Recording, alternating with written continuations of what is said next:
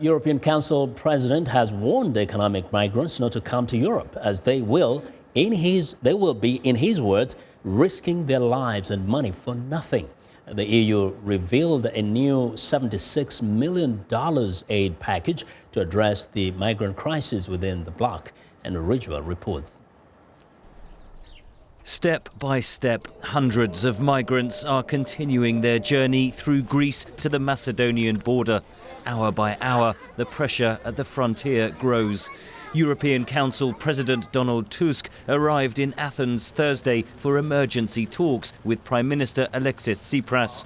He gave a stark warning to potential migrants thinking of travelling to Europe. I want to appeal to all potential illegal economic migrants, wherever you are from.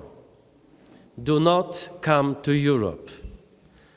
Do not believe the smugglers. Do not risk your lives and your money. It is all for nothing. Greece or any other European country will no longer be a transit country. But the United Nations estimates that over half of the arrivals in Greece are fleeing war in Syria or Iraq, legitimate refugees rather than economic migrants.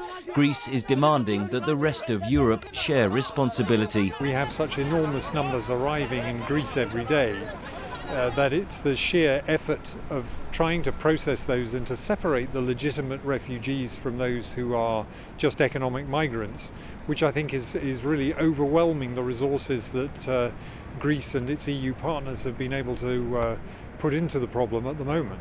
Tightened border controls across the Balkans and Austria have had a ripple effect all the way down to Greece. Only a few hundred refugees from Syria and Iraq are being allowed into Macedonia each day. I think certainly anger is building up.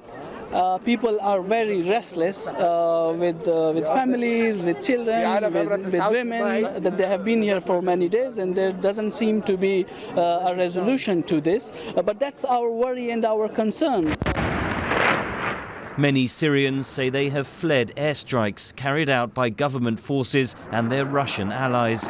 NATO's supreme commander in Europe, US General Philip Breedlove, has warned that Moscow is, in his words, weaponizing the refugee crisis. It is quite clear that Russia is exploiting the refugee crisis to divide Europe. A shaky ceasefire in Syria appears to be largely holding.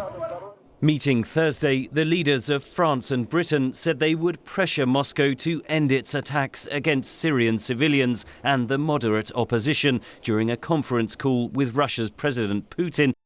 Henry Ridgwell for VOA News, London.